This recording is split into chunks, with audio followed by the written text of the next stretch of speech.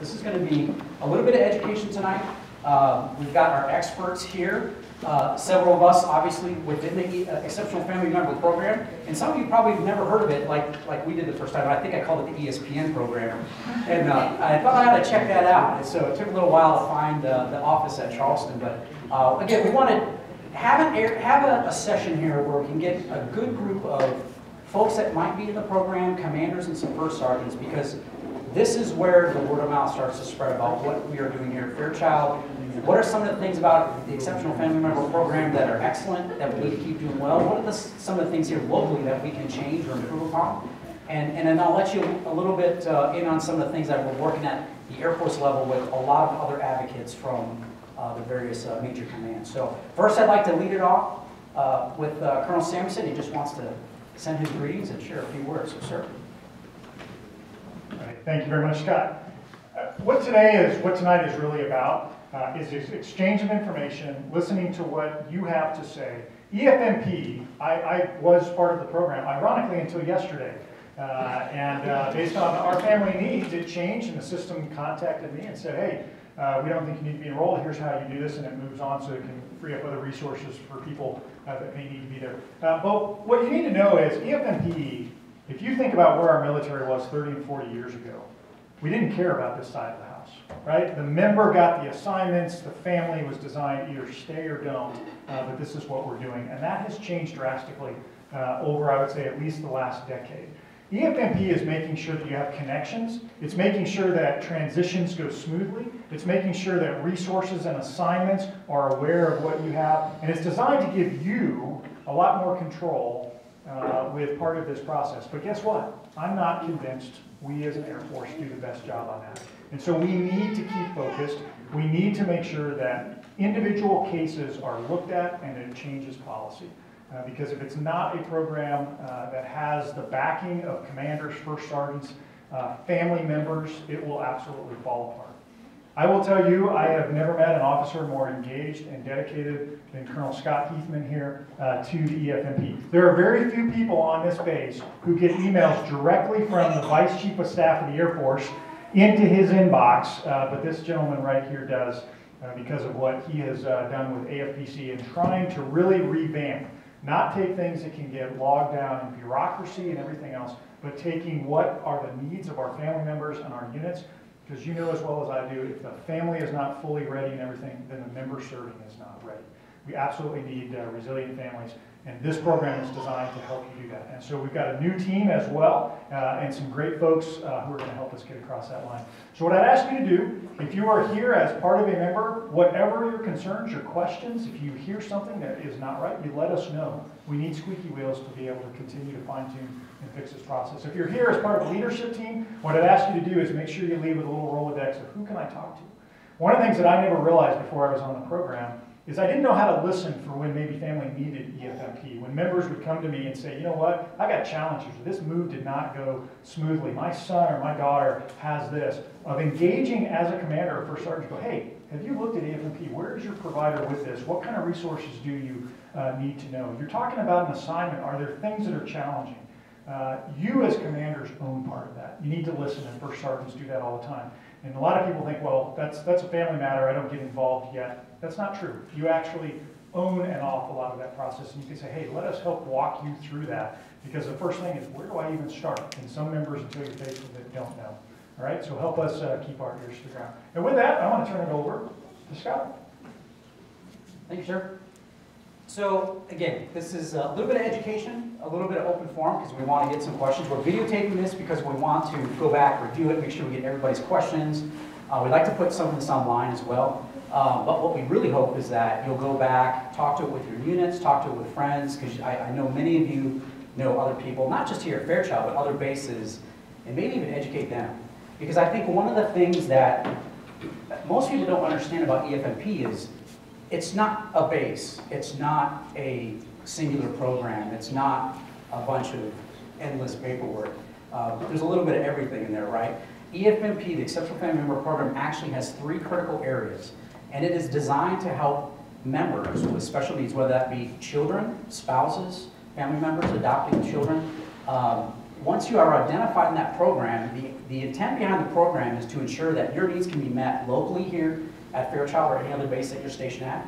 And then when you're asked to move to another assignment, that they can connect that same level of support so that you're not seeing a degradation in support at that next location. It is critical that you understand, though, the 3 different components, because as problems come up, what I see, and I get tons of feedback. You should see my Facebook message stream. So, and I love it because it's the same questions that keep coming up. And what it showed me is trends that we don't understand this program, I think, as well as we should as a military, because this is a DoD level program. And all the services are doing something a little bit different, which is one of the big concerns that I've brought up with the Vice Chief of Staff. And DoD is looking to streamline all that. Pretty soon here you will see all the paperwork the same, whether you're at an Army base, a Navy base. We've been stationed at both an Army and Navy base. The paperwork's radically different. It will now be the same across all the services. But the 3 main areas don't change. You have a medical component, you have a family support component, and you have an assignments component. So what are the myths? EFMP is not designed to prevent you from having a career in the United States Air Force. It is not designed to prevent you from going to a place that you would like to get to.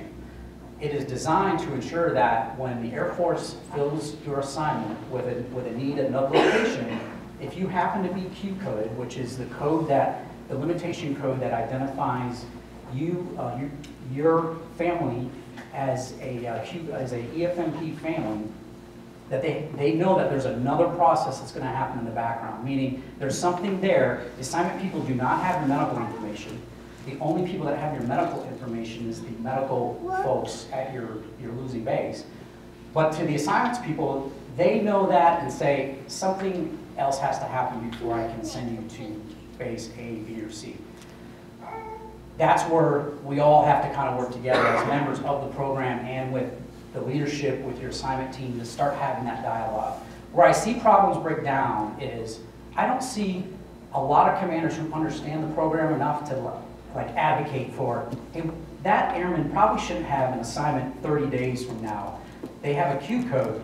Instead of picking that particular airman to fill that need, can we look at somebody else in my unit that might be able to fill that need, or so maybe a better candidate? I've seen many stories of airmen getting assignments within 30 days. Like they get the notification, the RNLTD's 30 days. There is no way, I will tell you right now, very few instances where we can get a member cleared or an entire family unit in 30 days. Because what happens during that process? Well, the losing unit is doing a quick assessment of the family. Okay, has anything changed with the special needs of the family? Nope. Okay, then they need to get that into the hands of the gaining unit.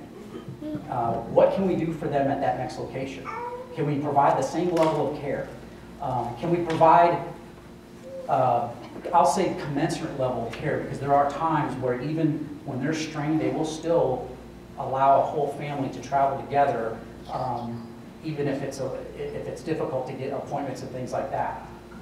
My frustration grows when the system doesn't advocate, doesn't talk to the member, doesn't talk to the commander or the functionals about the needs of that particular family. So what's important for you, the member? When a member gets an assignment and you happen to be under a Q-code EFMP process, it is critical that you start this paperwork as soon as you can. And there's quite a bit of paperwork. But the cool thing is, Ms. Margaret Stalker, who works as our special needs coordinator in the medical side, she can help with that. She can help navigate that paperwork with you and walk you through this paperwork if you're a rookie in EFMP or even if you're a veteran. I'll tell you, as a veteran, I've seen the paperwork change 7 or 8 times. And you have to be operating on the most current paperwork, otherwise the questions are slightly different. So it gets very complex. The other thing I would advocate for members in the program is, if you are a veteran, or if you're a first sergeant, if you're a commander that's in that program, coach your airmen up, walk them through this process. It's daunting. So we keep a warm copy of our paperwork at home in PDFs with our names already filled in, and if we get an assignment, I start filling it out. Tell my wife, Mary, hey, can you go to the school? I'll go to the doc. Put all the sticky notes for the doctor. That's just years of being tactically efficient at navigating the system. But for somebody brand new, I think it's important that commanders and first sergeants understand this is going to be daunting. And then the other piece is once you're in the system, from a medical standpoint, well then what other resources are available to you at a given base? Well, we have a special needs coordinator on that family support side.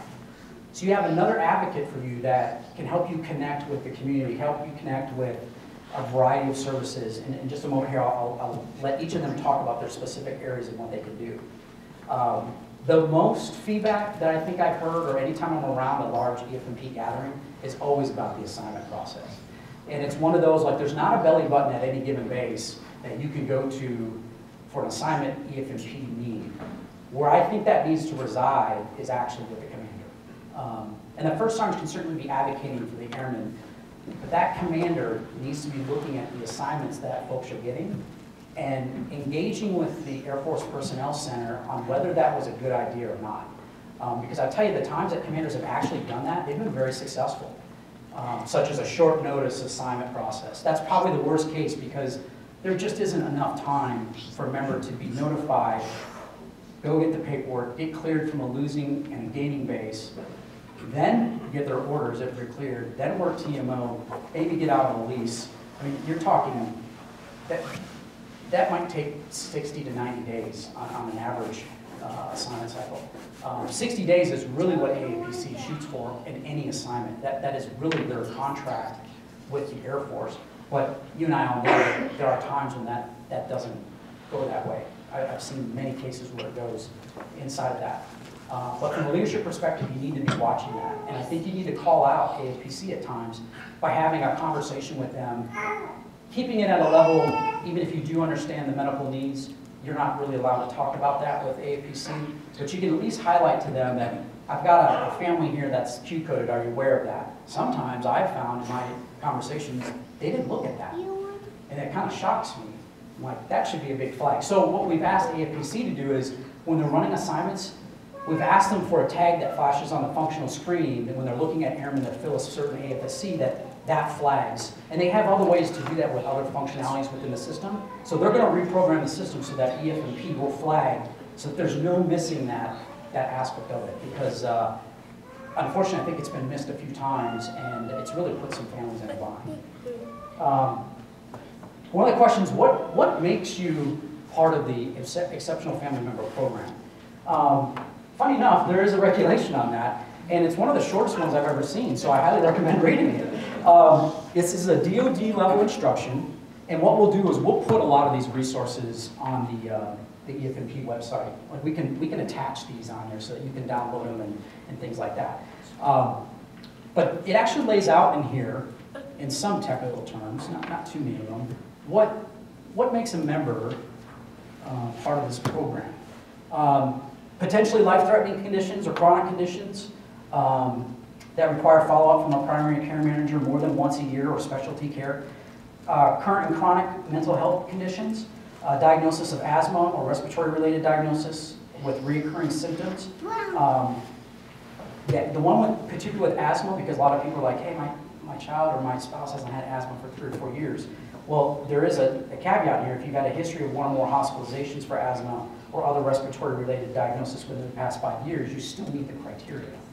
So a diagnosis of attention deficit disorder, hyperactivity disorder, and it involves 1 or more of the following, and it's got a whole list. There's several conditions in here that are at least worth knowing, but you know what the easiest thing to do is? You go see Margaret. She knows whether these conditions or the conditions within your family will meet those needs or not. I highly encourage you not to try to guess. Because again, I thought it was the ESPN program, not the EFMP program.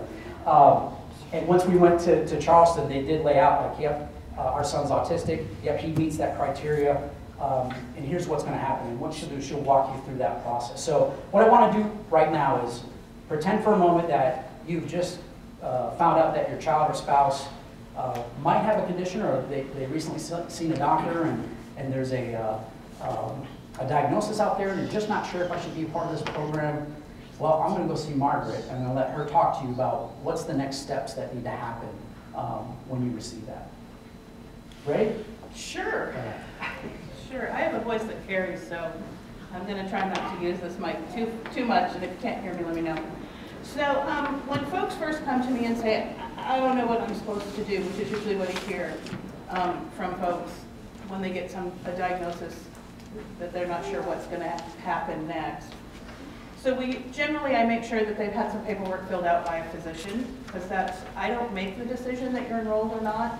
The decision is based on a physician's call. That's their world. I don't cross that line. I have an opinion sometimes that maybe people should be enrolled, and when they're perhaps don't always fully meet criteria, but there's just something that's still not right. But I get overrode sometimes. So that is part of this bigger picture. It's not me that decides. It's always a physician, and it's a physician here on base, or it's a physician in the community. Once I have that paperwork, I generally will sit down and review that, make sure that everything makes sense. There's a diagnosis on there, and there's no medications that coordinate with that, or there are other conditions listed. It's kind of a puzzle that you're putting together when you look at these things, and it's not always easy to make sure that everything, it may look really easy on the surface, but it's not always as easy as it appears. So there's always some conversation. We make sure that we have that parent come in. We sit down, we show them that. We say, is there anything in this paperwork you don't understand? Does it all make sense? Are these the meds you take? Is this the treatment you're getting at XYZ therapist? And if everything meets, then we all sign off. After that, if this is their first time in, this is not related to an assignment, there will be an appointment where the service member comes in, some paperwork gets signed, the enrollment happens, and the Q code letter goes off to assignments. And then that's pretty much it. We refer folks over to the AFRC if they need help.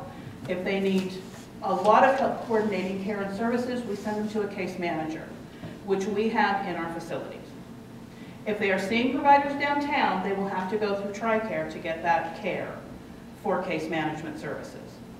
But if they're being seen by PCM in our facility, we make sure they connect with that case manager.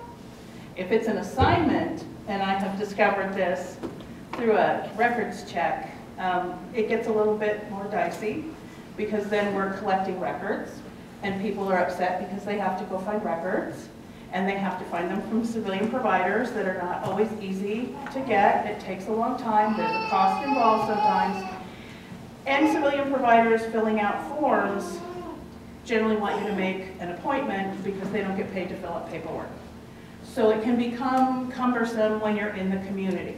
If you have a PCM here in the bed group, better. All that paperwork generally comes in on a routine basis. Fingers crossed that everybody has sent back notes from those providers in the community. So this process is never easy. It's very unique to every single family member. It is different. Every instance within a family, there could be 1 or 2 or 3 people enrolled in the program, and every single one is different. So it always takes a while, and it is frustrating, but that's where I can use your help to encourage them to come talk to me, or come talk to me themselves, or talk with their doctor, whether it's our pediatricians or a family practice doc. We want to make sure that we have all the information, and that everybody, ultimately the whole goal is to make sure that services can be met, that we can take care of your family member wherever you are, whether it's here or someplace else. And if we can't, then we're going to talk about a reassignment option that comes up with later, after a whole bunch of things have to happen before we get there. But it's really bad if those services aren't available. So that's sort of the beginning. And then there's a lot of other things. We refer out to the community. We make sure that we connect with you yearly, that if you've had any changes, we encourage you to come back in, let us know, update paperwork. If that option again comes up that we don't have the services you need and you need to be someplace else, then we're going to start talking about that reassignment component. So I guess that's a lot to digest. So we're going to do some Q&A after Yeah. all through his speech. Absolutely. Because I think it's better to hear questions, to hear frustrations, to hear good news stories, and then I'll finish up after Becky speaks here about some things that are happening across the Air Force, some things that we've been able to get traction and movement on. So things like respite care, expedited transfers, some good things, some good positive things are actually happening right now. So one of the things we are working on currently is we're working on a welcome packet. So when anybody new comes to Fairchild, one of the things that they get is contacted by the family member relocation coordinator, who is Sterling Smokowska. She calls every single new person that comes to this base. and make sure that they come in and have an in-processing appointment with us. We have current information on them, we're going to be able to connect with them, and we make sure that as we move forward now, and we are working on a new process, is to give them a welcome packet. And that welcome packet is going to be to Becky Juarez at the AFRC, who's the new family support coordinator, and she picks up everything after that. But it's going to start with us. We're going to make sure that they know who she is, how to get there, and how to contact her. And we'll let her know as well, so that she can connect with them and encourage them, you know, to come in to commend whatever services they have. Services? There you go. Hi, everybody. I'm over at the Airman Family Readiness Center. My name is Becky Juarez, and I just want to say we're trying to really streamline the process. We're hearing a lot of really great advice, a lot of good suggestions, and we're really trying to make it a comfortable experience. He says in here in Fairchild. Some of the things that I do a lot of information and referral. I also do education on newly diagnosed or diagnosed individuals if they're just not really sure what to do, where to go, what it is. Definitely a resource for them to come in, and we will educate the individuals. I also will be outreaching a lot to the local Spokane community and being involved in a lot of their support groups, and hopefully get more involved with the Fairchild Spokane community, kind of crossing over. I have a lot of events coming up, so I'm hoping to encourage EFMP families that really I haven't seen around the base in a very long time to come over to the Airman Family Readiness Center and enjoy some of the events that we've got scheduled. We've got some things coming up next year that we just got approved. We've got some museum trips. We've got some horseback riding dinners. We've also got a lot of art camps and going out to the Corbin Art Center as well to do a 6-week arts and crafts project out there. So we just have a lot of things in full swing, so definitely send everybody my way. I would love it because I do want to have a big attendance, and I do want to start reaching out to those individuals who really, really need extra support. So the three of us, my wife, where's Dr. White at? There. And Darlene, way back there. I've been abusing them ever since I walked in the door. Actually, I kind of abused my boss when I walked in the door. So, like Colonel Samuelson said, when you're in a room and the #2 in command of the Air Force says, "Hey, what's on your mind?" And actually, half of us brought up EFMP. I was just the more short, vocal one that wouldn't shut up like a little yappy dog here. But afterwards, I pulled him aside, and what I didn't know was in the spouses session of this was a pre-command training course that we were down at Maxwell. In the spouses session, they were over there beating his wife up too, or at least not beating her up, but she was talking about EFMP too. So it was almost like, okay, the stars aligned that we actually have attention of a senior leader couple here. And I just told him, I said, he goes, "What's on your mind?" I said, "The assignment system's broke as far as EFMP." I said, "Nobody's paying attention to this." And I said, you know, I've submitted some ideas to the innovation program to have an EFMP portal. I said, the most frustrating thing is when I submit my paperwork, waiting on orders, I don't know where this paperwork goes. You know, I give it to someone like Margaret at you know, whatever base, the position that she's in. And I drew all the, I kind of created this web app, and it looked like you know when you order Domino's pizza, you know how you can see Johnny's making the dough and Sally's putting the cheese on it. And I'm like, that's what I want. I said, part of the frustration is members just want to know, like, is my paperwork moving? Because we had about a 6-month process into Stuttgart, and I could not figure out where the paperwork, why is this taking so long? And in the end, I ended up filing an IG complaint against the losing unit, and they got hammered pretty good for dropping the ball, and not just mine, but several other folks' EFMP processing. So it's because I said, look, here's something wrong. There's something wrong with the process. I laid out what I saw, had all of my information, tried to keep it as non-emotional as I could, even though it was a very emotional event, and said, hey, we need to do better about tracking where, and then communicating back to the member, this is where the paperwork is, it's almost here, or hey, we need something else. Because I hear this again and again, that people are trying to chase down where their stuff is at. I say, because on the tail end of that is a family waiting on orders, and they've probably already told their landlord, I'm getting out on this date, And now that lease expiration is approaching, and then it's like, okay, now what do you do?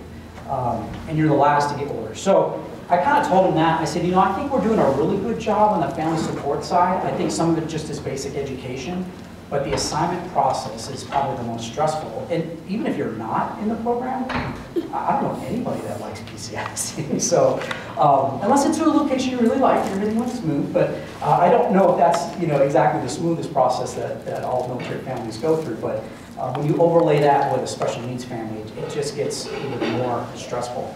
And it's unnecessary at times. So he said, hey, send me an email. So I sent him an email, I think that night. And I said, hey, here's what I'm seeing. Here's the 3 or 4 issues that I keep hearing about from my airmen when I was in squadron command and friends and that. And then the next day, he tasked the entire staff.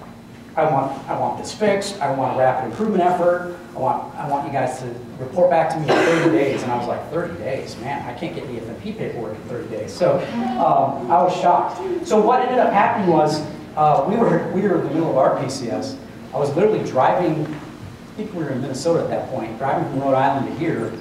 And I got a call from AMC and they said, Scott, can you go down to Max Randolph Air Force Base for a rapid improvement effort? He goes, do you know anything about EFMP? You talked a lot about this at AMC. I said, yeah, I might have done something, and I told them what I did, and then I told my wife, and I better call my boss and let him know I need to go TUI right away. I think I called you and said, hey, you know I'm arriving like tomorrow, but I need to leave TUI in a couple days. Is that okay? You remind me the vice chief asked you to. I did say that. I didn't use his name, yes. He said, you got to be here for the air show, but then you can leave. I said, okay, I can do that. But here's what the rapid improvement effort was about. This was an effort that AFPC led. Major General Brian Kelly, who used to be a squadron commander here in the 92nd, said, yep, we can do this. He got together all 3 components, the leads across the medical, family support, and then the assignments. And there were 50 of us that went down. So we had about 11 officers, 11 listed, 10 civilian spouses. All of us had PCS within the last 24 months. And then as far as people that were in the program, there were about 11 that I would consider rookies. And then there were about 3 that had been in the program more than 10 years. So we had a really good cross-section of people that have been involved in this program, looking at ways we can make improvements in all 3 areas. And what you find when you put that group of people together is there's a lot of cross-pollination that has to occur between the 3 components. They almost rely on each other as far as, number 1, communication, but 2, in keeping track of members and making sure their needs are being met. And the first thing, first you got to care. If you care about them, I think we can find some ways to make improvements. So a couple of things that we came up with about 20 different improvements, and some of these are already they're already underway. Then they reported back to the vice chief back in August with a game plan of here's the things that the team came up with, and basically the timeline that we're gonna lay down to say that these are the things we're gonna fix in this amount of time. So the first thing was improving communications, whether that be using social media or it be training, standardizing training on bases, because they realized from our experience that we felt like commanders, first sergeants, even the providers, even the families, we're not all educated on the same levels of what this is. If we can all get a basic understanding of what this program is and who to talk to, we'll all be able to better navigate. And so part of the reason that we wanted to do this tonight is to provide that compass. Now you know 2 people, just 2 of the dozens that we have sitting back there ready to help you even more tonight, that can help you, the EFMP families, while you're here at Fairchild. We wanted to fight for standardization of EFMP training and accountability, standardizing the relocation process, such as school transitions. One of the problems that many families face, and we face that too, when you change school districts, it's like fighting all over again for services, IEPs, individual education plans. Most people don't even know what an individual education plan, so again, there's that education piece. We need to teach our commanders and first sergeants to have a basic level understanding of what that is, what does that even entail. Hey, why is my member asking for time off to go to the school? Well, it's because they got to meet with a whole team there. So again, more education on what the program is and some of the nomenclature that we use when we deal with this program. More consideration given to member status when it comes to an assignment. The assignment one is tricky. So what the Air Force has learned, so the Navy tried to categorize EFMP families based on level of complexity of their medical or educational concerns. Sounds like a great idea, and I was actually a big proponent of this until we started looking at what does this potentially do. So let's say a very simple asthma case might be a category 1, which means you can go to pretty much any, if we use Air Force, you can go to any Air Force base and probably be okay with a child or spouse with asthma. But let's say it's a more complicated, complex situation and you're like a tier 2 or tier 3. Well, the Navy was trying to say, well, if we put you in a more of a high risk, we're only going to look at certain bases for you because that's a higher probability to get you gained at that location without being denied travel. All in good spirits. But then federal law kicks in when you do something like that, and it's a Anti-Disability Act violation, ADA violation. And basically what you're doing is you're discriminating that family against a particular assignment location. You're denying them that right to be able to go do their job. So the Air Force has looked at that as, okay, we have to be cognizant of that, but we might be able to figure out another way to do this. So right now they're having another rapid improvement effort, and I think it's this week or next, it's coming up soon.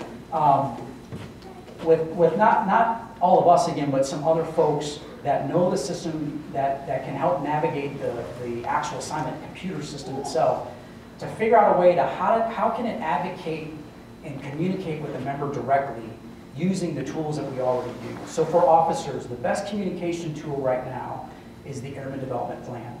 And everybody at AFPC said, if you have officers who are putting in essentially their dream sheet, their development plan, it's highly recommended that they write in there, hey, I'm Q-coded and I've had problems getting here or there. What we used to do, because we've been denied to go to Germany and we can't get to Asia due to medical conditions, is I would put, I've been previously denied here, can't get to Asia, but I'm worldwide anywhere else. So that at least gave them a little bit of direction, the assignment team, to say, okay, maybe I can look here, here, here. So I have now taken the ADA thing off the table because I provided them a little bit of input from me, and therefore I don't feel like I'm being discriminated against. Some people take that very seriously, and that's where I think you hear that EFMP is this assignment killer. I would say it is anything but that. I think what you hear at times is there's not enough communication between the member and the assignments team, and I think that's what we all need to help improve, whether you're a commander, your first sergeant talking with the functionals, or you're the member themselves actually advocating for yourself on your dream sheets.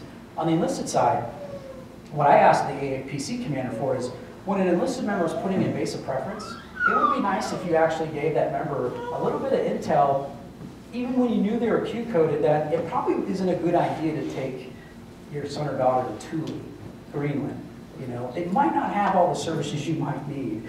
Without even knowing what the condition is, it might be just good business to maybe look at that Q code, have a conversation if the member's willing to share, because we're still dealing with the HIPAA Act, the health regulations. AFPC can't just go dig into your medical history. Nobody can do that unless you give consent. To me, if you have a mechanism, whether you're an officer or enlisted, that you can communicate back to AFPC, you've essentially given consent. So what I specifically ask for is whether it's a basic preference or a dream sheet, whether it's an officer enlisted system, there has to be a way for me to check a box saying, I'm going to consent to sharing some information and here's what I want to share with you. If you don't want to share that, that's up to you. I said, but just give us the option. And they actually like that idea because it does. It gets around any of the violations of that, because now you've actually put the responsibility and economy back on the member, which is exactly where that privacy concern should be, is with the member themselves. One thing they did change this past year, expedited locations. Has anybody ever heard of an expedited location before? There's a few out there. So what does this mean? They have highlighted 10 bases where you can basically get a full clearance in 3 days. you do not have to do the EFMP paperwork if you're getting assigned to one of these 10 bases. It takes about 3 days, a couple phone calls, and you're good to go. So these 10 bases and more are coming as they assess the services and support that can be gained at some of these locations. But the 10 here right currently are Hill Air Force Base, Joint Base Anacostia Bowling, Joint Base Andrews, Langley Eustis, Joint Base San Antonio Lackland, Joint Base San Antonio Randolph, Los Angeles Air Force Base, Luke, MacDill Air Force Base, and Wright-Patterson Air Force Base. And I'm being told that more are coming. So if you have airmen that are going to these locations, they do not, per AFI, have to go through all the paperwork. As a matter of fact, there's not even an interview. It's probably in your best interest to go see Margaret, though, and say, I just got orders to hear it. Do I need to do anything for you? And she could say, I only need your signature or whatever, and best of luck to you. Hopefully you get that assignment rep signed, and then you can get the assignment loaded and orders within a week. That's a huge victory, and that's something that a lot of us have been screaming about for a long time. Is there's got to be a way at some of these bases where you can get support for just about anything. Let's make this easier on families. So what are we going to do here at Fairchild? So the reason I gathered my team, as I call it, my superheroes here, together quite a bit, and they're probably like, oh, Colonel Hickman wants another meeting. Because we're trying to figure out what locally can we do to improve the care for you here while you're here at Fairchild. And then what we want to do is we want to continue to share that with our other Air Mobility Command bases. And we want to copy some of the best practices that are out there because there's some phenomenal best practices out there at other bases. McGuire has an incredible one-stop EFMP concept that's been touted across the command last month, as a matter of fact. It's been ongoing for about a year, and the feedback is incredible. But we wanted to strategize a little bit about what can we do here locally, what can we do to help the families, and then come up with some ideas, and then we absolutely need your ideas and your feedback to make this even better. So some of the things that we needed to do initially is we need to figure out what things we need to measure. And I think the only way to get a true understanding of what's on your mind with EFMP is really a survey. There's never been an Air Force-wide EFMP survey, which is another thing we've pushed up to Big Air Force, saying you need this. And it's actually the 4-star spouses at the last Corona actually talked about this. And it was a handful of us that pushed that up through various general officers who are also EFMP, saying, why are we not surveying the EFMP families directly? That's a very easy thing to do, and we can hear directly from them versus what you see across social media, because there are a lot of grassroots efforts going on. So I'm hopeful that we will get an Air Force-wide survey, but we can do one here locally to see what might be helpful here in the Spokane area. So we want to track things like timeliness of paperwork, services. We want to track your complaints, your kudos. We want to track how we're communicating, where are our gaps and seams of communication, where we can be doing better. If your folks are lost and are not able to find us, then we have a problem. We're not helping you out. But hopefully, again, an event like this, and we can have some follow-up events like this, will educate more and more of the masses. Communicating EFMP. This is one of the first bases I've been to where we got a phone call. The paperwork rolled smoothly. I got a letter saying welcome. I'm like, whoa, this is incredible. And this is because they have chosen to put that level of effort into it. It's not an AFI telling them they have to do that. I don't know why more bases don't do that. So we're going to start documenting the things that are making a difference so that we can, again, give this to other bases and say, this is what we're finding is working. Because if we hoard all this goodness, then when you leave here, I don't want you going to another place that maybe has less than what you have here. I would rather improve the next place than the next place. But we'll take credit for that, so wherever we can. But we want to make sure that your pre-arrival, you're getting the information you need coming to Fairchild months in advance. You know who to contact, you know who to talk to about appointments that you might need to set up, maybe TRICARE changes, things like that, school information. Once you arrive in processing, you have to in-process with the medical folks. It's the one true way to ensure that your information is correct in the system, that we know that you're here. Right Start, we talk about EFMP. We're starting to do some monthly, even bi-monthly, or excuse me, every 2 weeks we do a coffee here at the Red Morgan, and it's just really to sit down, have coffee, or or tea and just talk about EFMP. We're going to do some support groups here. Maybe there's a predominance of autistic families here that maybe we want to get them together. Maybe there's an ADHD help group. Maybe there's a mental health help group. You know, part of this is, as members of the EFMP, we can get together too, and Aaron and Family Witness can provide the facility, they provide the location, and just a place for us to meet. So it gets us, again, involved in the process. Here at Fairchild, we're using a lot of social media, town halls, commanders calls, and then when you PCS, we're not done with you. We want to make sure that your connection from here to the next base is a nice warm handoff. And if we're not delivering that, then I need you all to communicate to any of us, hey, this isn't happening for us.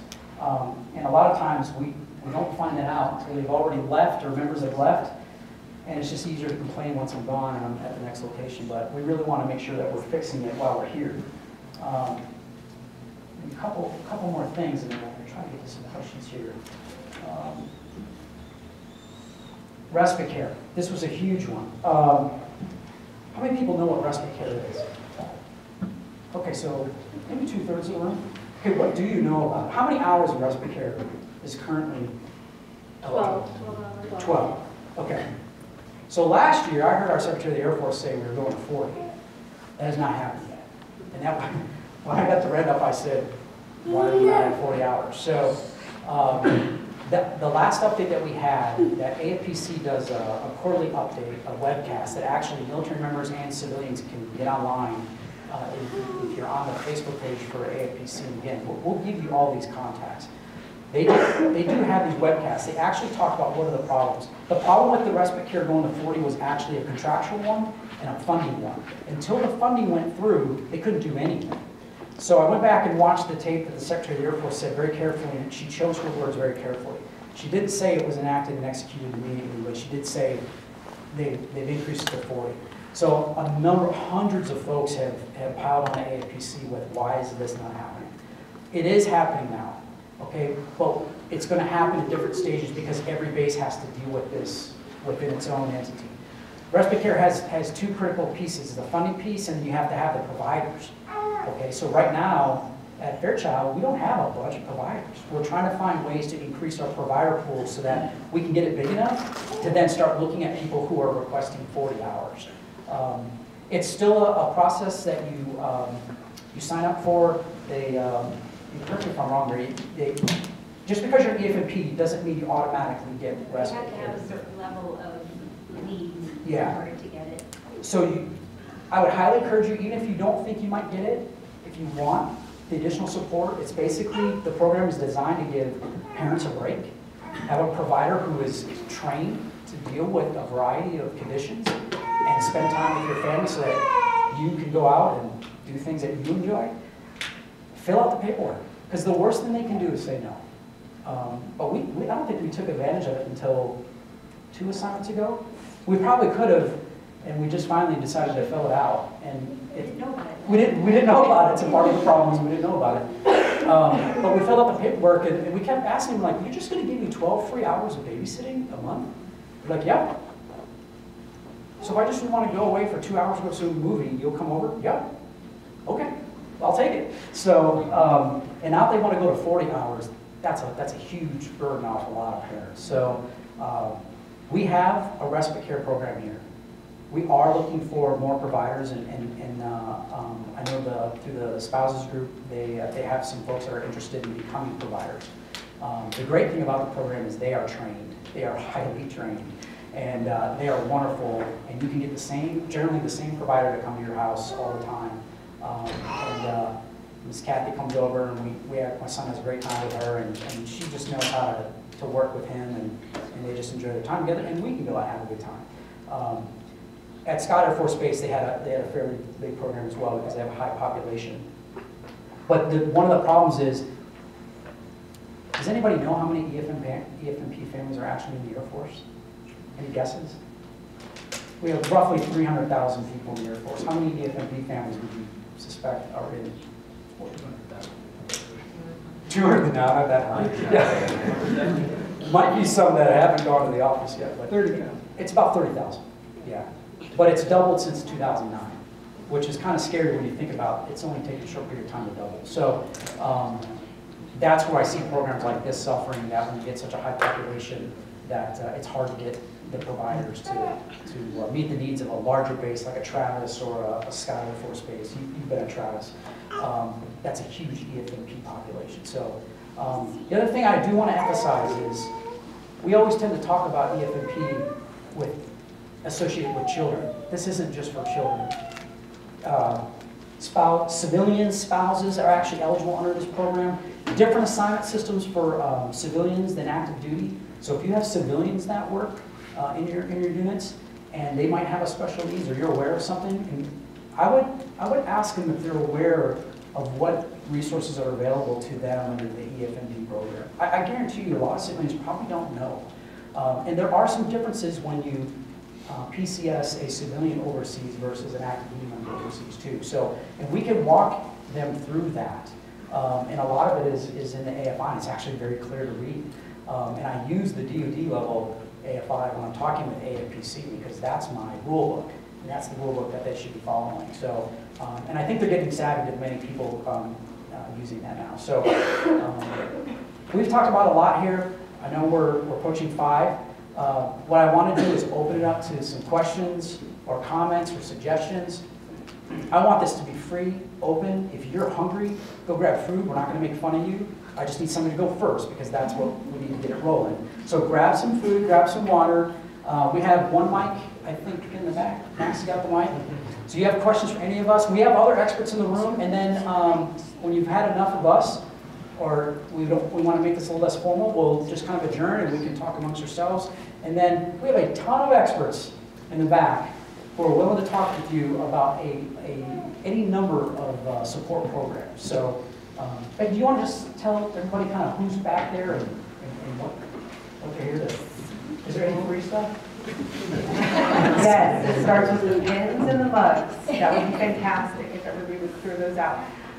We've got K2.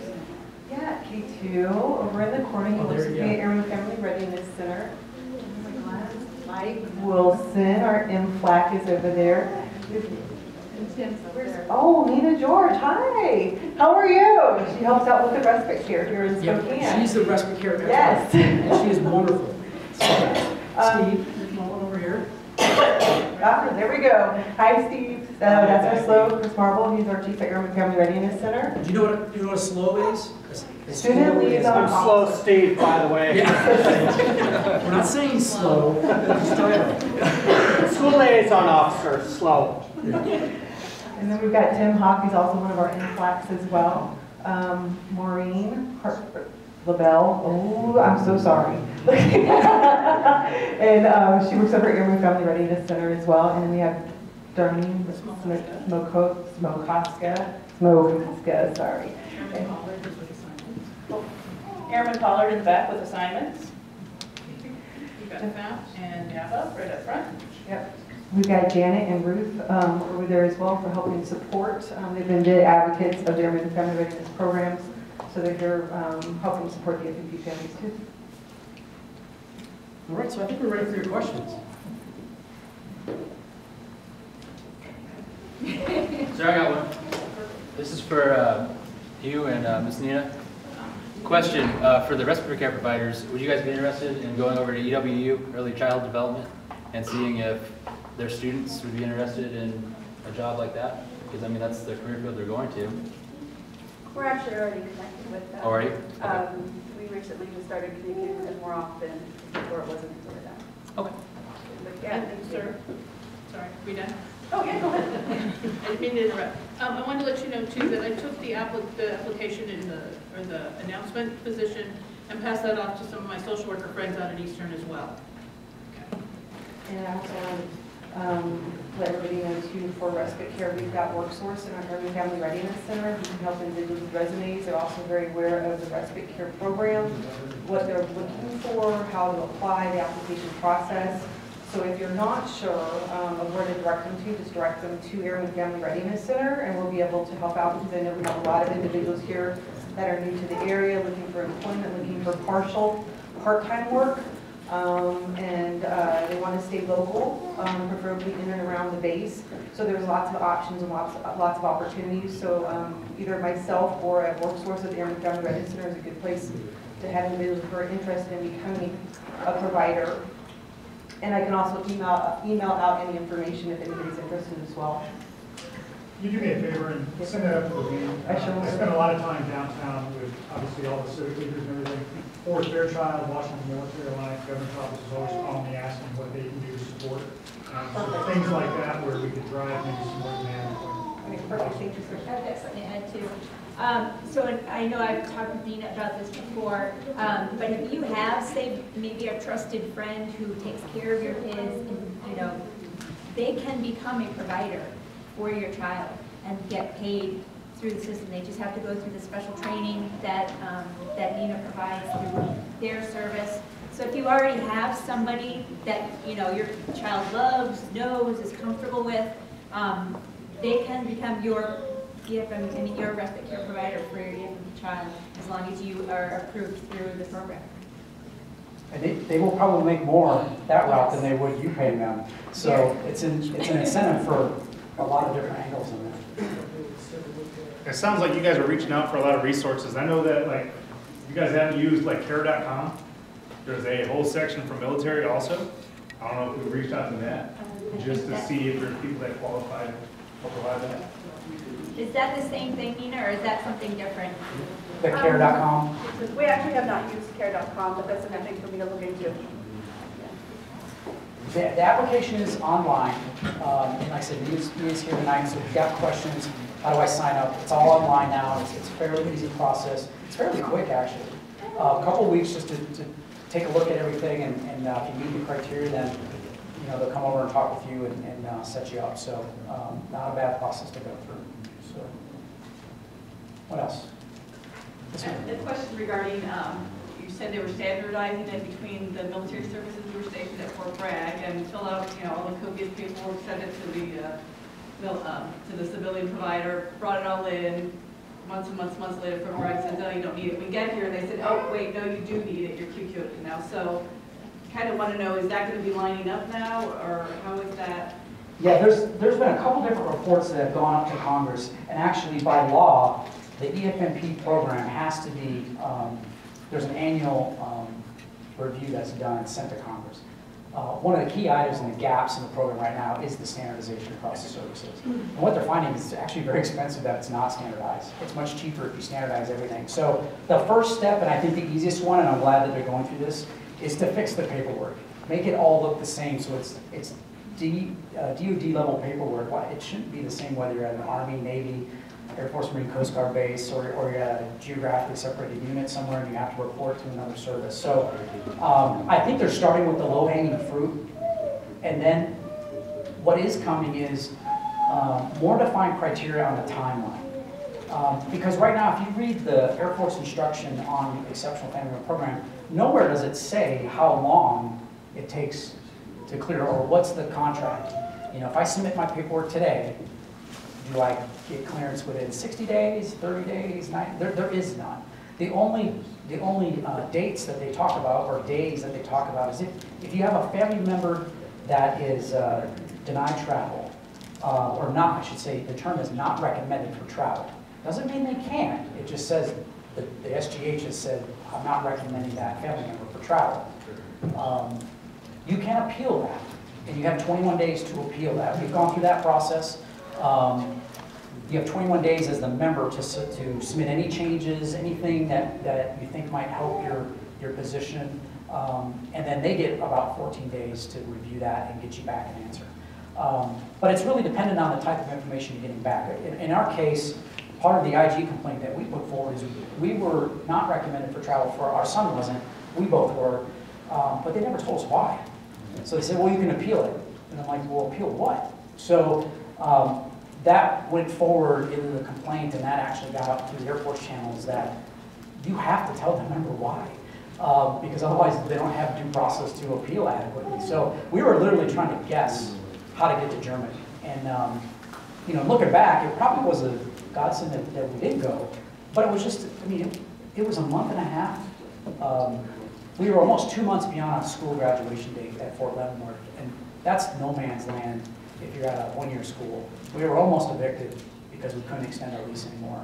So that's when I was like, all right, I'm not Major Heathman anymore, so I'm Father Heathman. I'm taking this up a notch. So I'm finding that Colonel Heathman actually has a lot more pull than Major Heathman does, and I think it's just a maturity thing. But I'm finding now that there are many of us that have been advocating for a long time, and I keep a lot of close network friends that are working through the congressional side to ensure that we're holding DoD accountable to standardizing this, whether it be the training, how you interact, because there are so many of us that find ourselves at other service bases. And it shouldn't be any different walking into a Navy base or an Army base than it is here to Team Fairchild.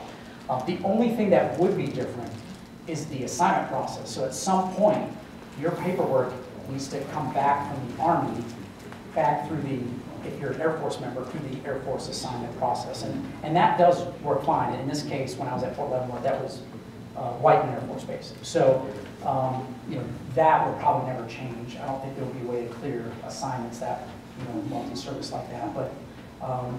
But we were treated at Fort Leavenworth just as if we were Army, like from the Airmen and Family, it wasn't Airmen and Family Readiness, but from the family support side, yeah.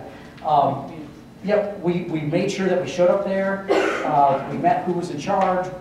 We gave them both our email addresses, and that was the godsend, because once we got on that email roster, oh my Lord, there was so much coming our way of activities that we had no idea that were out there. And that's one thing I want to advocate to you all is, for military members, we can get your email addresses because you're in the system, but what we don't always have is your spouse.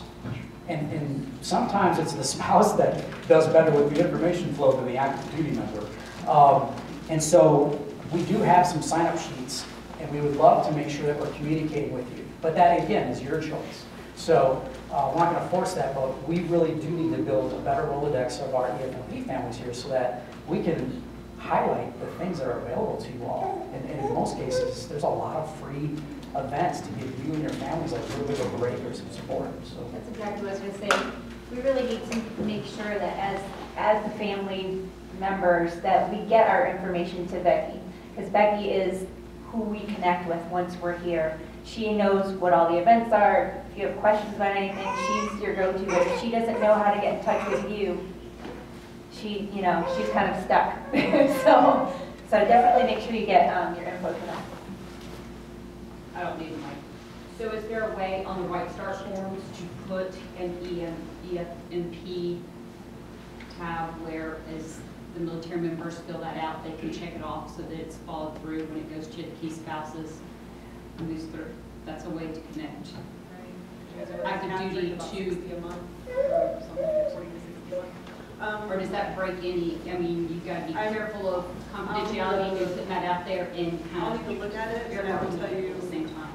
yeah, it's probably something, But that's an easy way to do it on the because everybody's starting to fill those out as they come in and do the Right Start program now. And they're going to the key spouses who can then pass it on to Becky, Margaret, or whoever else if there is a gap between what y'all are receiving and what the family needs. yeah, it's a very simple disclaimer that we can put on a lot of sign-up sheets. And that way it's very clear to remember that, hey, if you want to provide us your personal mailing address because we want to keep you informed, you're basically consenting. Because, we got to be careful with PII. That already has the PII on there. Yep. So it covers you, but it's right from the beginning of your Correct. process. But she's not going to get into your medical business. No, So, she can't. Yeah, she because can't. of the So, HIPAA. yep. Unless you decide to discuss it with her, Right, that's but up it to at you. least Yep. lets them know that, hey, somebody needs to follow up with this family. Correct, yeah. I got one, sorry. So we're talking about the disconnect between families and arriving and processing. Is there any way that we could get just a general form letter that we can include in our welcome packets that has everyone's contact information on it? That's what I received. So before I even got here, they emailed that directly to me because once the clearance is done, Fairchild already had my contact info. So I got the letter from Margaret and Darlene that's saying, hey, welcome to the EFMP program. We're excited to meet you. In between your PCS, while you're trying to get here, if you need anything, call me here. If if you need family support, call here. That's the first time I think I've ever seen that, but it is happening. It's going out to members. If it's not, it may be because of either bad email addresses or something else, because that is a form letter that does go out from Fairchild. Does that incorporate the 10 units, or is that 90 seconds? Well, yeah, if they're tenant unit, they have to clear through the clinic. Well, I'm talking about that welcome. Oh, yeah, because they'll have the contact info. Yeah. Yep. They'll have the military members' contact. They won't have Yeah. any family in that. So, because the only way to identify how many are here at Fairchild, we have roughly 300 EFMP families at Fairchild. The only way to identify you is that the FSS, the personnel, the folks can just sort the military members by Q code, and we can get your work email, but we can't get anything else. And we would never attempt to, but it leaves a gap in communication, which is why we're trying to encourage you all to talk to your families if you know of them. That it's highly encourage them to share their email address if they're comfortable with that, so that we can make sure that they're getting the support we can check in on it. But when they go to medical, the stalker has that information from them, but she's not going to shout that over to Becky. You still got to be protective of the information. So there's a lot of consenting because this is medical, this is educational. It gets really sticky, and I think sometimes we get frustrated, like, hey, they're not communicating with you. What I would say is ask the member, are you communicating with them? Because 9 times out of 10, they're not. And I'm just as guilty of that. So, so part of this is I think we kind of owe ourselves a little bit of education on how we could do better by communicating back to the system that we think is actually not helping, they are, and we're just not allowing that connection to happen. So, but yeah, any GSU that's tied to Fairchild will process through the clinic here at Fairchild. And any GSU around the United States, the same thing. They will have an Air Force Base EFMP office that they will clear through. So, and those can be great distances at times, but most of them, the commander and I have been at a GSU-like location. You know, Hanscom was our servicing EFMP office, which is about 90-minute drive from Pease. They were very good about reaching out to our family. They knew we were up north, and always were willing to come out and talk. We had a commander call, something like that. So if you want any of us to come talk, as far as a GSU unit, don't be afraid to ask. This also includes any of our Marines in the area, the Army in the area, Navy. So we went to the Marine Corps ball and we asked them, are you guys plugged in? And the first sergeant's like, yep, he knew you. He's plugged in. He knows about Treat for Troops. He knew about everything. So that was a warm fuzzy to me that, hey, we are communicating with our other sister services. But I want to make sure that we over-communicate, especially on the special needs side, because a small Marine battery out here could have 2 people with some really tough family situations. You want to make sure we're taking care of them just like they were here on this base. And I can add on that anybody coming, if it's Army or Navy or Marines, we may not know. And so if their leadership knows to send them to us so that we can help them, that would be really helpful. A lot of them are TRICARE remote, and they're just thrown out there and said, go find your services. But come and ask us, we can help, especially if you're close enough, or at least call. So it's good that they know. Yeah, the Marine First Sergeant actually lives on base. So, oh, really? Yeah, he's fairly well plugged in. So, but if we can find out who the Army folks are that are around, a lot of them are recruiters. So, you know, we do our best. But if they come to us, you know, they do have the ability to send us notification if they're coming here, if they have special needs too. So, but if we know who they are, I'm happy to reach out to them anyway. Again, that's part of the DoD problem because it's not standardized. Even the notifications aren't. That's really complicated. We started in with multi-service assignments and notifications. So, but the Army can do that. It's very simple for them. They did. I had that part. I got some notification at the still of who was coming and who wasn't. You know, here we can take care of this, and they'll have to go someplace else. So that would be. Any other questions? Yes, ma'am. I'm still not certain as to what happens at the beginning of the process. You know, okay, you qualify for EFMP. Then what? Like, I mean, I don't know what happens. Is there something that has to be signed? Is there anything that we can do to expedite the process? Do we sit back and wait? How long does that take? Yeah, so, and I'll use our case. So we got a diagnosis of autism for our son. we said, you know what? And it was 6 months before something clicked in my head, like, I wonder if I remember hearing something. I probably should go find this office.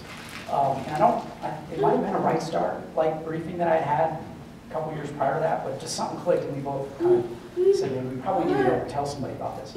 So we went to the EFMP office, and we met with the coordinator there. And so they walked us through, here's the program. It does a couple things. One, it highlights us as a special needs family in the personnel system. Whether you're getting an assignment or you're just at a base, it at least lets the system know that there's something going on with this family that the Air Force needs to be aware of. They're not going to share your medical or anything like that. Again, that's only going to stay between the medical coordinator and yourself. So if you're not moving, let's say you just found out today and let's say you don't move for 2 or 3 years, you're probably going to spend a lot of time with Becky asking the same kinds of questions. So what do you do for me now? And what Becky can do is sit down with you and have basically a counseling session if you want to talk about the things that your family's challenged with. Well, are there some support services that we can maybe get you connected with that you might be looking for? In our case, Mary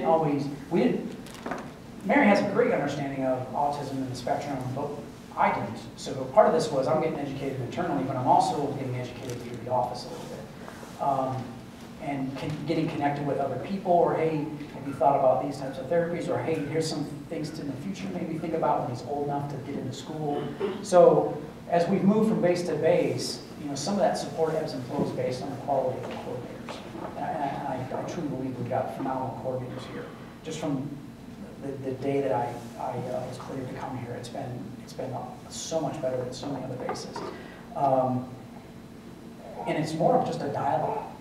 I think you need to spend some time asking those questions so that they can figure out how to best meet their needs, or just some education and on hey, what's available in the local area. Do you need a specialist? That might be a medical question to ask Margaret. Is it a behavioral? And what type of behavioral condition could you be dealing with? In our case, we were kind of steered towards some speech therapy and some occupational therapy. And so we were able to get that through TRICARE and get that for our son and get some support. So Everything's been reversed for us. We've had a lot of referrals, we're getting a lot of outside services, and now we can be told we qualify for EFMP. Do I do something? Do I wait? I'm right over here. Yeah, it's a conversation that you and I are going to be having shortly here. Okay. And then I can help educate you in the application process, which will be really fast stuff. So as a doctor, I can help complete that paperwork for accuracy, which then gets sent up, and they will help you understand what key coding is. And then Gets sent up to Margaret and the office. So why do you go visit the office? One, it is a mandatory program. And it's because when we move the military members, if we were to move a family and their needs couldn't be met because of the special needs, and now we put the family in a worse condition, and they can't even operate, there are several circumstances where they've actually had to send airmen back to other locations on the member's expense because they did not visit the office. What this does is a little bit of an insurance policy too, because they want to be fully involved in what is going on with you and your family so that they can ensure that they don't put you in a bad position unnecessarily. Could you still get an assignment somewhere and it doesn't work out? Absolutely, it's happened a couple times to us. But I think what has helped us over the years is to over-communicate, to talk with our local and then talk to the assignment folks and say, hey, this is what's going on. I'm looking for this type of an assignment or this type of job or this type of opportunity. I'm fairly certain I might be able to get to a variety of these major cities. I had a hard time getting to Germany. I don't think I can get to Japan based on some of the medical diagnosis that we deal with. But they can still try. They can still do a screening and see. And if it doesn't work out, then the next step is you basically go for deferment. So you're essentially telling the assignment system, hey, this one didn't work out because my spouse or family member was not recommended for travel. I'd like the opportunity to compete for another assignment. And in most cases, they do honor that. But I'll tell you where the problems lie is that members don't know How do you do that? Well, actually, in the virtual MPF system, when the members are looking at their assignment briefing in the system, there's an EFMP button. If you click on that, you can select, I think it's like, not decline the assignment, but it might actually say defer. And you basically are now put into the queue for a reassignment to another location, see if we can get the member there. Does it always work perfectly? Heck no. You have to stay on top of it, unfortunately, right now, because we just do not have, in my personal opinion, the right assignment system that is highlighting this appropriately. So it takes commander involvement, it takes first sergeant involvement, and it takes member involvement to do all that. But it's frustrating. I mean, it is really frustrating at times. So, do we have any, well, I don't want to put you on the spot, but, you know, folks, if you're getting here's the thing that, as commanders and first sergeants, I can't tell you whether you will be in the EFMP or not. And that's part of the reason why I asked for some leadership in the room too, because you, like anybody else, could find yourself in this program tomorrow and due to a diagnosis from an appointment that a family member attends. You know, we certainly didn't plan for it. But I think overall, the support that we received, the networking that we received, I would say has actually been very, very positive. But we've had challenges, a lot of challenges with the system, but it is radically better than it was 10 years ago when we first started navigating it to now. And as Colonel Samuelson said at the very beginning, I mean, up until maybe 20 years ago, the amount of support that especially family gets now compared to if you had to just do this on the economy outside of the military, it doesn't even compare. The respite care alone is built broken. So to be able to have a provider come to the house and even do some therapeutic things with their family member, that's gold to me. Because it gives us a break and it gives him an opportunity to kind of be with a professional and spend some quality time with a provider. But we've been able to use the connections that the Airman Family Readiness, the Family Support Coordinator has gotten us for. You can use it for psychology, for behavioral health, for certain specialty medical care. Again, Margaret and Darlene can work with the local community. They are constantly looking out in the community. One of the biggest challenges is you'll probably hear stories like, yeah, I was able to get here, but my friend couldn't, the system broke. Well, do you know exactly what that member needed? And do you know that that support was actually in the local area? I will tell you that if you're looking for a psychologist, I believe, in this area, pediatric psychiatrist, there's like one, right? 1.5, all right, 1.5. We have psychiatrists that treat children. Correct. But they are not board certified in the state, and that's what's reflected. Yep. So part of that drill when the gaining unit's trying to see if we can gain you here to the base, they need to assess whether, one, are you going to drive 150 miles to go see this provider that you need? Two, what's the capacity? Can I get you an appointment within the first 6 months? I mean, we're used to 6-month appointments. So that's just the way it is when you PCS because you're moving from region to region. That's what the EFMP offices can do for you. They can give you that intel. They can give you that background of what you might be facing to help you better manage those expectations. And if you're going to another base, they can look out there for you and help you make those connections. But they're constantly on the phone in the local area looking at the resources that are out there for medical and educational and seeing what their capacity is. When a certain area like psychiatry is overloaded, we may have to make a decision not to bring in so many families with that particular condition. As a former assigned officer, that's what we ran into is Mildenhall, for example, was very limited based on their healthcare system and everything. They said, hey, only 25 military members can be seen downtown for this. So you would get somebody that says, I don't get this, you know, so-and-so has the same condition. Or I was there 4 years ago and got it, and now I can't because we can't send them back. So every case is unique and different. The other thing we ran into is sometimes there are locations where if members agree, for example, we had a case one time where somebody had to get some testing done. That testing was outside of a radius. So they basically said, well, we can send you there, but the cost of you driving 2 hours to get this testing done is going to be on the member. Because otherwise the system's not going to force you into that to put that undue. But that member signed and said, we understand, we absolve the government. We were able to send into that assignment. They just do the testing for the member that required that. They had to, on their own dime, drive the 2 hours to get it. So again, but where does that all start? It all starts with ask those questions and let the system work and do the appeal process. I have seen appeals work before, twice. When I was signing those 6s, I watched the appeal system actually work. Because additional information was provided, they clarified things that the provider had denied before, and then it was ultimately accepted. We think a lot of the overseas ones, the feedback from the SGHs is it's usually a capacity issue.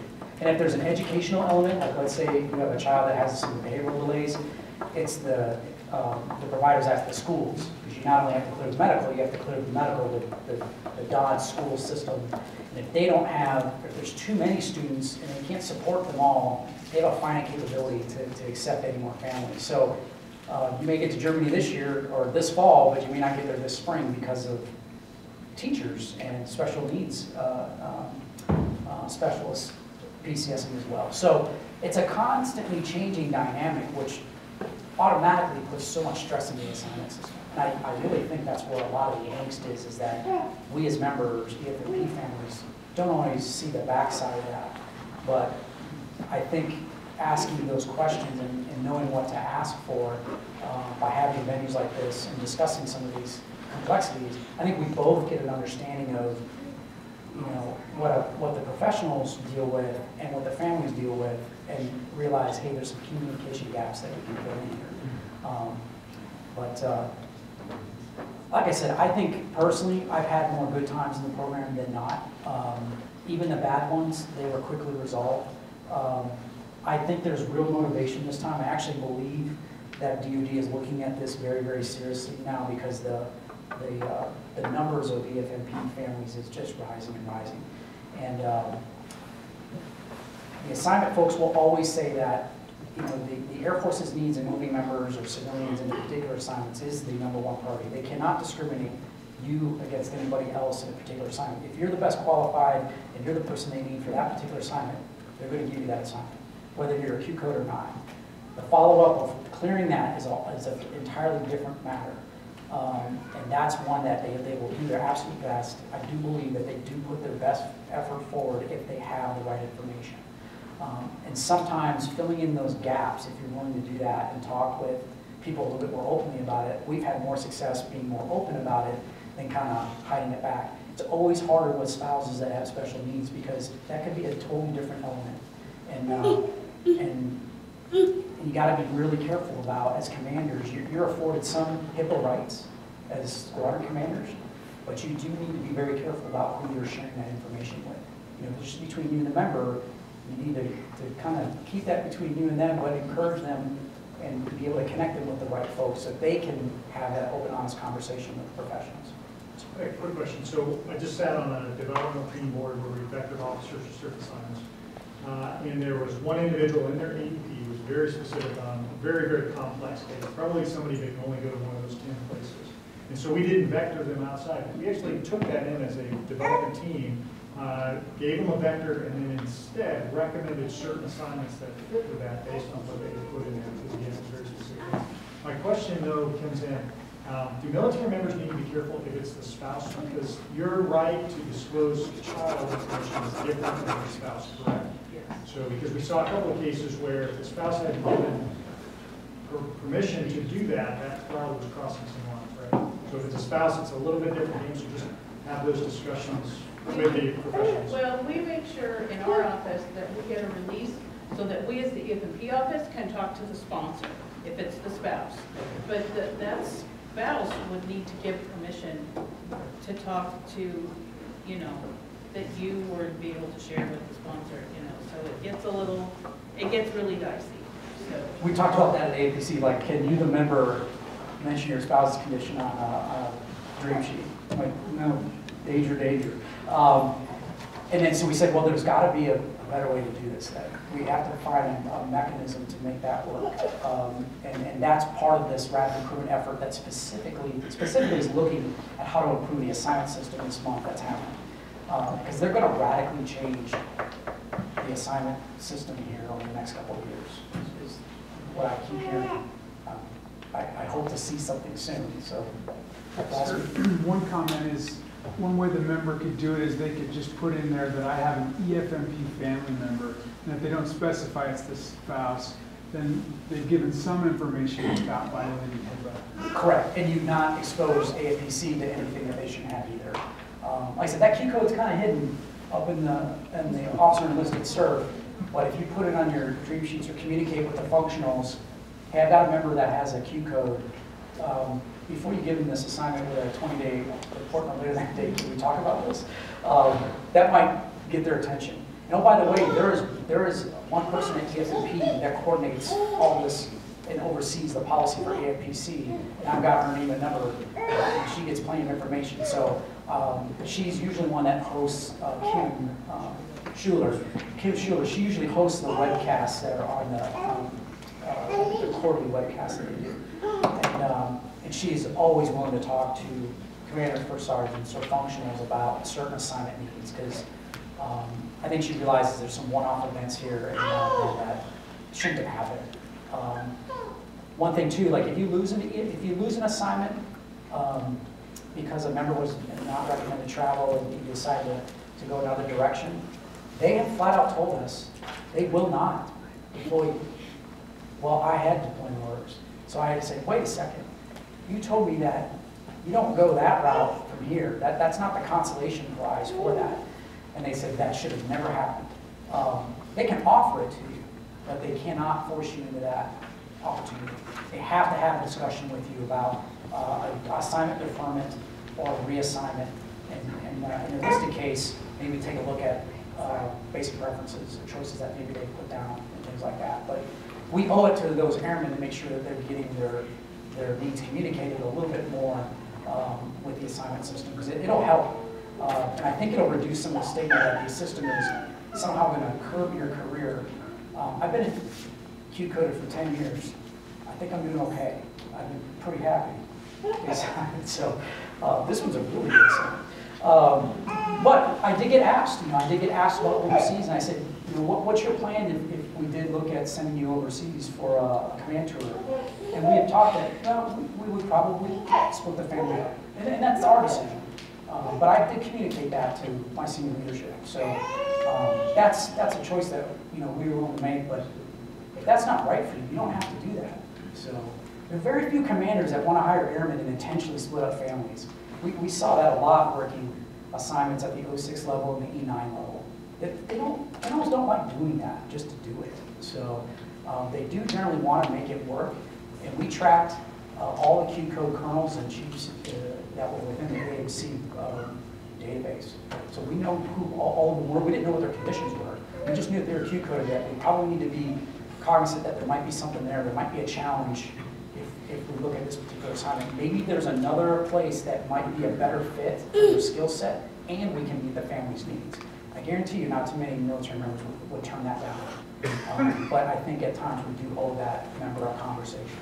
So that's why I've been advocating the AFPC to have the conversation with members, be more open to communicating. So, any other questions? I haven't any hot dogs and chips and stuff at this point. So, last question or comment? I've got a comment and question if I can sneak both in, sir. So one, I've been working closely with the EFMP process for over 16 years. And one trick that can be super helpful for families is that the 2792, the complicated form that the provider has to fill out, is good for 6 months. So if you know you're coming up on a window, what's that? It's 12, okay. I thought it was 6. 6 months is the window we have for the assignment. We can clear Right. no sooner, start that no sooner. Exactly. Yeah. So like if you know that you're coming in the window to get an assignment in March, to have a report no later than in June, you don't have to wait till you get that assignment to then get the form and schedule the visit with the provider. Because the most intense, most frustrating time is you've got the assignment and you're waiting for your orders, and you can't schedule the movers or anything until you get that darn EFMP clearance. And that's when the most pressure is put on the medical system. But you can see your doctor and have an up-to-date visit around the time when you're expecting an assignment, and then they're going to have the information they need real time to fill that form out, whether they do it then or a month from then. And then the question I have is, the hardest question for me to answer when people talk about that concern about whether being an EFMP is going to limit their assignment, is when people come to me and they have a specific job in the Air Force, like they work on KC-135s and there's not a lot of places they can go, or their job is just for overseas, and they've got a kid that needs something that's typically not found overseas. It seems like there's these nuanced situations where it really can dramatically impact someone's future in their profession, and I don't know how to answer those questions very well. Yeah, the AFPC has a couple tools for that. Could it have some effects? Absolutely. I think you'd be foolish to think that that doesn't, because you can't get to here, there, and that's where the growth opportunity is. Again, part of the communication with the functional is letting them know that, hey, I got an airman here, I got to maneuver them, I got to keep the career on track. What options do you have available? That dialogue has to happen. You can't just let the system do it. They do have some stabilization tours, though, specific for EFMP members. And some of these can be up to 4 years. If you need to stabilize the family because you're getting some good continuity of care, you can request that. And that is in the AFI. This is not like a high school deferment. You can do a 1 year as well. You know, conditions don't have to change, but if you've just been newly diagnosed or you have a child that's been diagnosed and all of a sudden you have this assignment, you can request a little bit of stability just to get situated before you have to do it. Because sometimes that could make the difference of maybe the assignment's not that important, but the care for that child or spouse, that's the priority right now. As commanders and first sergeants, I think you need to have that tough conversation with people. You know, what is the priority? Is the priority really to get that job? Or is the priority right now to really take care of your family? And see if they really are wedded to one or the other. I don't think that happens enough. And I've had that, and actually have changed some minds because I think their mind was in the wrong direction. You have to tread lightly, but I just kept it a very open conversation. I said, look, I will do whatever I can for you as a commander, but I need you to be honest with yourself and your family first. So I know going to Hickam and doing this would be great, but give it some thought about the stability that you could be providing your family if you look this direction. And oh, by the way, I think we might be able to maneuver in such a way that this won't really affect your career that much. And I think commanders these days do have the opportunity to see a Q code a little bit differently because I do think we are communicating more about it. But 10, 15 years ago, I would say that is not the case. I never had a squadron commander growing up that talked to me about EFMP. Probably not until, geez, I don't know, not even Charleston. So I was probably 10 years into my career at that point and never had an EFMP discussion within my unit ever. And I don't even know if it was said, I still don't know to this day why I even thought of the acronym. I just knew that there was, it used to be in behavioral health. The office has moved around a couple times, but two last things. I did get a bunch of feedback from the groups. Just so you know, we all have this feedback. This was pushed up to us at the front office. We are going to go through this tooth and nail here to figure out what are we doing right. The question about the Eastern Washington, I read that. As a matter of fact, I talked to Mary about that last night. I said, are we doing this? Are we doing this? We should be taking advantage of opportunities like that to get more providers for respite care.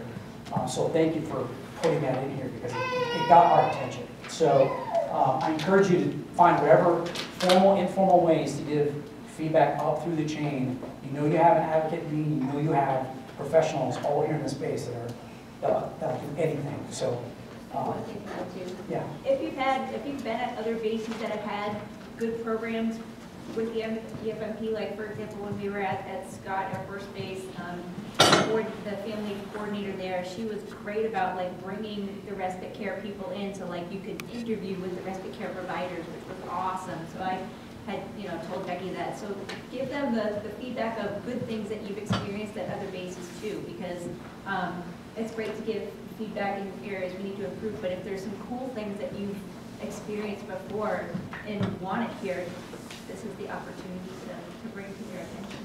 I know Becky's dove into this job as the family support coordinator like head first. Yeah, a couple months ago and has been rocking it. The next big thing that we're going to be working on is trying to get a survey developed that we can send out to our members to, again, collect more data to understand where we are and are not meeting your needs. And then we're going to come out with basically a playbook that is not only commander and first sergeant friendly, but more importantly, EFMP member friendly. That has what is it how do you navigate the system? What's here at Fairchild? What does the paperwork look like? You know, what are some tactics that you can do to get yourself in a better position during the PCS? These are the things I think that we should be sharing with each other. Hey, keep that paperwork nice and warm, because if you're vulnerable from assignment, we're usually ahead of it by 2 or 3 months now. And we get a pretty quick turnaround because, well, that's the tactic that we've learned. But we want to provide those tools for you and your members so that they know how to better navigate the system. And we'll try to make it, you know, a hard copy that you get when you get here, or if you find yourself in the office, but also hang it online so that if you need it as a resource because you never dealt with this, you can look at it and that information is the same thing that your members can get. So it's an easy thing for us to put together, and we kind of owe you those types of products. So I really appreciate your time. Is this helpful? Yeah, I know it's late night, but I'm hoping it's helpful. And we'll try to do more of these, like, you know, daytime hours too. We're going to try to have more events where we can get together and talk about this, or even share stories in the units. Hey, I got airmen struggling. We need to know what's going on if people need help. So thank you all for coming. Food is out, and we're going to be here if you need any other follow-up questions with us or have any other concerns you want to pose to us. Okay, Becky, do you just want to plug some of your upcoming meetings slash? I do. Actually, back in the back, I've got flyers galore. I don't have solid dates yet on a lot of things that just got approved for 2018. But I do have some great things that are going to be happening. So I will also be posting. I just opened up a Facebook. It's Fairchild EFMP Family Support. That's me. And so I'll be posting a lot of stuff on there as well. But take a look before you leave if you wouldn't mind. And if you need anything electronic, let me know. And I'd be more than happy to provide. I try and do a year out so everybody can kind of see what's going on. But we're going to be having something at least once a month, if not twice a month. And then sometimes a little bit more than that throughout the year, just because I need to learn my audience, and I need to kind of really figure out what Fairchild is needing right now. So any kind of suggestions, feedback, that would be fantastic. My business cards are back there with my email on there, so if you'd like to shoot me an email, I'd greatly appreciate it as well. And just thank you very much, I appreciate it. No, I'd just like to say, hey, I'd like to give this team a round of applause because